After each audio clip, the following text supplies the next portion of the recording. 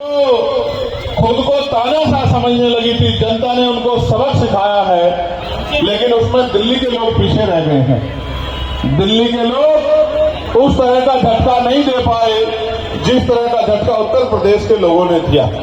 उत्तर प्रदेश के लोग समझ गए हैं कि ये जो केंद्र की सरकार है ये अच्छी सरकार नहीं है और इसके इरादे अच्छे नहीं है, इसका व्यवहार सबके लिए अच्छा नहीं है। इनके नारे तो बड़े सुंदर हैं, इनके नारे तो बड़े प्यारे हैं, लेकिन नारों का भी पीछे का सच खोखला है। इसलिए देश ने इनको 2024 के लोकसभा चुनाव में वोट की चोट से सबक सिखाने का काम किया। जनता ने उनको सिखाया कि अहंकार अच्छा नहीं है, अहंकार का अंत निश्चित है, लेकिन क्योंकि हम दिल्ली में हैं, दिल्ली में आपने उसी सरकार को दूर रखने के लिए दूसरी सरकार को यहां मौका दिया। उस सरकार ने भी बहुत सारे वादे आपके साथ किए हैं और उन वादों में वो कितना खरा उतरे हैं ये आप मुझसे बेहतर जानते हैं। मैं किसी को बुरा नहीं कहना चाहता, मैं तो बस ये कहना चाहता हूं कि वोट का अधिकार एक ऐसी शक्ति है जिस शक्ति के आधार पे आप जिसे चाहो आगे बढ़ा दो, कुर्सी पर बिठा दो और जिसे चाहे कुर्सी में उठा के जमीन पर पटक दो। जनता को बाबा साहब अम्बेडकर के संघर्षों से वोट की शक्ति मिली है। ये वोट इतनी ताकतवर है कि वोट भविष्य को बदल देती है, वर्तमान को बदल देती है और परेशानियों को खत्म कर देती है।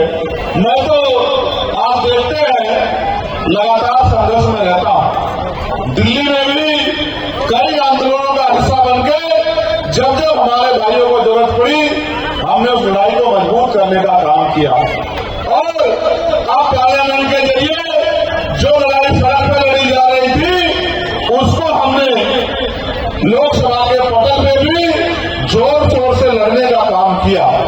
कोई जाति, कोई धर्म, कोई वर्ग, चाहे किसान हो, मजदूर हो, नौजवान हो, कर्मचारी हो, हिंदू हो, मुसलमान हो, अगड़ा हो, पिछड़ा हो, सबकी आवाज को हमने उठाने का काम किया। और उस आवाज के उठने से क्या हुआ, सरकारों पे सवाल खड़ा हुआ और सरकारों को जवाब देना पड़ा। कई ऐसे मामले हैं जिनमें दिल्ली सबसे पीछे है, तो एक दूसरे पे आरोप लगाने से कुछ नहीं होगा, काम करने से बदलाव होगा।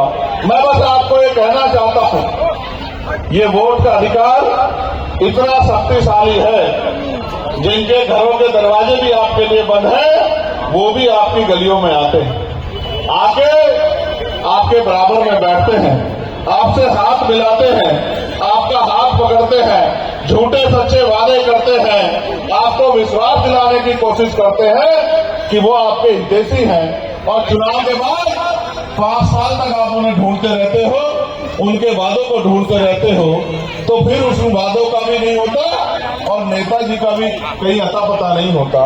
विक्की भाई आपके बीच के हैं, आपके क्षेत्र के हैं, आपके जाने पहचाने हैं। जब जब मैंने आवाज दी, मेरी एक आवाज पे दिल्ली की सड़कों पे कमजोरों के लिए संघर्ष करते रहे हैं। इस संघर्ष ने आज इतनी पहचान उनकी बना दी है कि आप सब लोग उनको आशीर्वाद देने और उनको आगे बढ़ाने के लिए यहाँ पहुंचे हैं। मैं भाई आसिफ का भी और हमारे दूसरे साथी धर्म प्रकाश जी का भी, जो भारतीय जनता पार्टी और आम आदमी पार्टी को छोड़कर जिन्होंने आज भाई विक्की जी के हाथों को मजबूत करने का विश्वास यहाँ इस मंच से दिलाया है, मैं उनको भी कहना चाहता हूँ कि आपने अच्छा किया। जिन दलों से अपने लोगों का भला नहीं हो सकता, उन दलों में रहकर भी कुछ नहीं होगा। मैंने कई ऐसे मामले देखे हैं कि सरकार का रुख हमारी तरफ कुछ और रहता है और अपने चहितों की तरफ कुछ और रहता है। आपकी समस्या का हल नहीं हुआ, आपकी समस्या जो कि तू है। और एक तो बीजेपी ने और आम आदमी पार्टी ने मिलजुल के एक ऐसा खेल खेला है कि वो कहते थे कि कच्ची झुग्गियों को हम लोग पक्का कर देंगे। चुनाव के आते ही तो वो उनको याद आती है, क्योंकि उनमें गरीब, दलित, पिछड़े, मुसलमान, किसान, मजदूर तबके के लोग रहते हैं, लेकिन चुनाव के बाद 4.5 साल उनको उनकी याद नहीं आती। ये वो लोग हैं जो गांव से निकलकर यहाँ शहर में आए, मेहनत मजदूरी करने लगे, किसी दुकान पे काम करने लगे, ठेली लगाने लगे, रिक्शा चलाने लगे, छोटे मोटे खोखे खोल के अपने बच्चों का पेट पालने लगे और किसी तरह से सरकारी जमीन पर या सरकार के द्वारा जो जमीन जनता के लिए समर्पित की गई थी उस जमीन पर बस गए। आज खतरा ये होता है उन जमीनों को खाली कराया जा रहा है। रोज नए नए ऑर्डर आते हैं और वो ऑर्डर आते ही हमारे लोग घबरा जाते हैं कि पता नहीं कल कौन सी बस्ती में बुलडोजर चलेगा। और जब ये बुलडोजर चलता है, जब ये जुल्म होता है, तो इधर वाले सत्ता पक्ष वाले भी बैठ के तमाशा देखते हैं और विपक्ष वाले भी बैठ के तमाशा देखते हैं। ऐसे में दिल्ली को ऐसे लोगों की जरूरत है जो दिल्ली की लड़ाई को लड़ सके, जो दिल्ली की आवाज बन सके, जो गरीबों के सामने खड़े हो सके, जो गरीबों की लड़ाई को मजबूत कर सके। और मैं मानता हूं कि आज त्रिलोकपुरी में मुझे कहने में कोई परहेज नहीं है कि मेरे छोटे भाई विक्की पाचा एक सिपाही बनकर इस क्षेत्र की सेवा करने का काम कर रहे हैं, इस क्षेत्र की लड़ाई को मजबूत करने का काम कर रहे हैं। हालांकि ये रिजर्व सीट है, आपको शेड्यूल कास्ट के व्यक्ति को मौका देना है। शेड्यूल कास्ट में भी जब आप वोट डालने जाओगे तो आपको ये भी निश्चित करना है जिसको आप वोट दे रहे हो वो चुनाव के बाद आपको मिल जाएगा नहीं मिल जाएगा। चुनाव के बाद आप उसका हाथ पकड़ पाओगे नहीं पकड़ पाओगे। चुनाव के बाद जिस नियत से आपने वोट दी है क्या वो उस नियत पे काम करेगा नहीं करेगा। वोट देते हुए तो अलग बात होती है, जब वोट मांगने लोग आते हैं और वोट लेने के बाद अलग बात होती है। आप जानते हैं जब मैं नगीना में चुनाव लड़ रहा था तो बड़ी बड़ी पार्टियां कहती थी कि अकेला नौजवान क्या करेगा। और आज आप देखिए दिल्ली के सारा रंग एक जैसा हो गया है। जिस नारे को मैं जाके लगाया करता था जय भीम, आज उस नारे को सारी पार्टियां दिल्ली में लगा रही है। ये रंग अगर बदलने का काम हुआ है, ये नीले पट्टे वालों ने इस रंग को बदलने का काम किया है। आप सोचिए जब मैं अकेला आपकी इतनी मजबूत आवाज बन के दिल्ली में खड़े होकर संसद के पटल पे आपके ऊपर होने वाले जुल्म को रोकने के लिए और आपकी तरक्की के लिए सरकार से सवाल पूछता हूं तो सरकार के लोग मुझे रोकने की कोशिश करते हैं। वो ये नहीं जानते कि मैं जो लड़ाई लड़ रहा हूं वो लड़ाई तो सरकार को लड़नी चाहिए क्योंकि उनके पास कुर्सी है। वो कुर्सी मेरे पास नहीं है। अगर वो कुर्सी मेरे पास होती तो लड़ाई नहीं होती क्योंकि फिर तो काम करने की बात आती। ये सरकार बोलती कुछ है केंद्र की और करती कुछ है। और स्टेट की सरकार का हाल आपने ही देखा है। मुझे कोई कहने में परहेज नहीं है, कोई बचा होगा जो जेल नहीं गया और जो बच गया है उसका नहीं पता कि अगली बार रहेगा जेल जाएगा। ऐसे में ये जिनके पैर फंसे हुए हैं, हमारे यहाँ कहा जाता है जो खुद शिकंजे में फंसा हुआ है वो किसी की क्या मदद करेगा। ऐसे में आपको ऐसे व्यक्ति को मौका देना चाहिए जो इस शिकंजे से जेल मुकदमे से डरता ना हो। और आप जानते हो भीम आर्मी आजाद समाज पार्टी के लोग ना जेल से डरते ना मुकदमे से, ना लाठी से ना गोली से। जिसके साथ खड़े हैं उसके साथ खड़े हैं और जिसके खिलाफ खड़े हैं उसके खिलाफ खड़े हैं। ऐसे में मैं मानता हूं आपने सबको मौका दिया है, आपने सबको ताकत दी है, अपनी लड़ाई लड़ने के लिए आपने सबकी तरफ देखा है और सबने आपकी वोट को लेकर आपको ठुकराने का काम किया है। मेरे आज भी याद है एनआरसी का आंदोलन चल रहा था, केजरीवाल जी से पूछा मीडिया के लोगों ने कि शाहीनबाग में यहाँ ये सड़क जाम है, आप इस पे क्या कहना चाहते हो। मेरे आज भी याद है केजरीवाल जी ने कहा दिल्ली पुलिस मोदी जी के पास है, इनको हटा क्यों नहीं देते, इनको लाठी क्यों नहीं मार देते। मेरे आज भी याद है, मैं भूला नहीं, मैंने सब अपनी आंखों से देखा। मैं अकेला व्यक्ति था जो एनआरसी में जेल गया जिसने लाठियां खाई।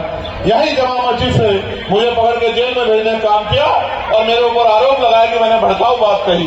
अब कोर्ट में जब पूछा गया क्या भड़काऊ बात थी तो कहिए हमें पता नहीं है। ये सत्ता के आगे घुटने टेके हुए लोग आपकी लड़ाई नहीं लड़ सकते।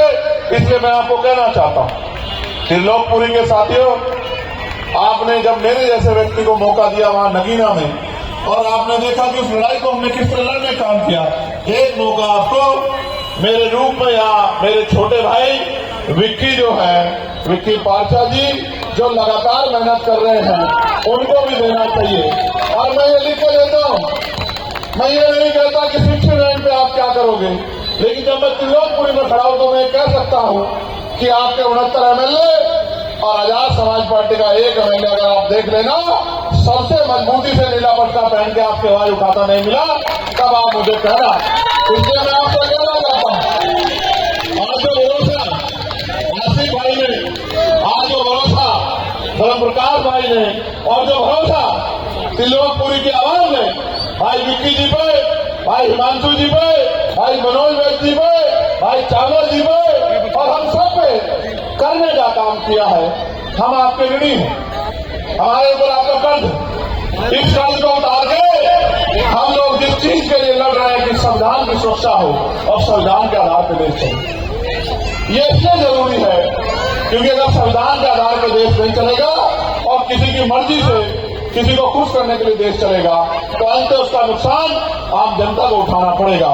इसलिए मैं आपका धन्यवाद करता हूं और जिन साथियों ने ये कार्यक्रम सफल बनाने में अपना योगदान दिया, ईदगाह सदर चुन्नू भाई और विकराल खान, बाबा साहिब कुरैशी, मदीना और भूरा जी, सरताज भाई, आमिर खान नहीं है, हम तो मुंबई में ढूंढ रहे थे, सोनू भाई, चौधरी मेहताब भाई, अलीमुद्दीन भाई, चांद भाई, इमरान भाई, राजा जैदी, सलीम भाई, इरफान भाई, अकरम भाई और आसिफ कुरैशी जी, आप मुझसे सब लोग, मैं आपका धन्यवाद भी करता हूं। मैं आपसे ये भी कहना चाहता हूं, जब कोई अन्याय होता है मेरी तरफ देखते हो कि भाई कोई बोले ना बोले, चंद्रशेखर आजाद जरूर बोलेगा, देखते हो। तो मैं भी देखता हूं आपकी तरफ कि क्या मेरी ताकत को मजबूत करोगे नहीं करोगे।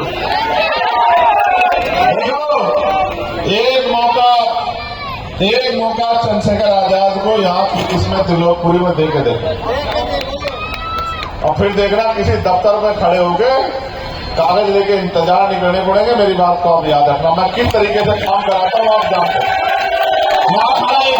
जो मुझे जानता है वो इस बात को भी जानता है कि चंद्रशेखर आजाद अपने लोगों के लिए हर कीमत पर गुजर सकते।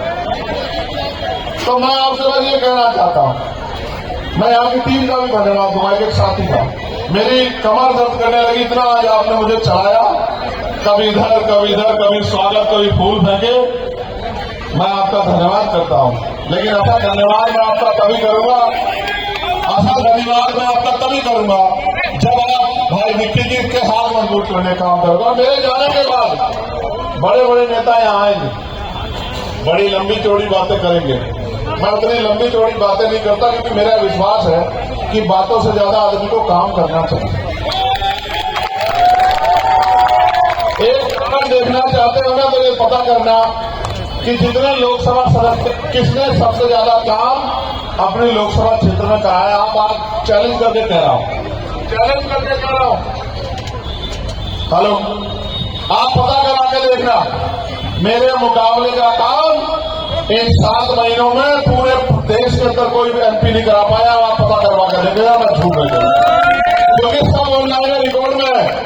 इतना इन्होंने जाने का काम किया है, इतना मैंने लोगों के जो खराब सड़कें थी, जहां बिजली की समस्या थी, जहां और पानी की समस्या थी, जहां और कोई समस्या थी, उन सबको इतना इन्होंने जाने काम किया, इतना मैंने उनको, क्योंकि मेरे पे गांव में डाटा, मैंने उनको ठीक कराने का काम कर दिया।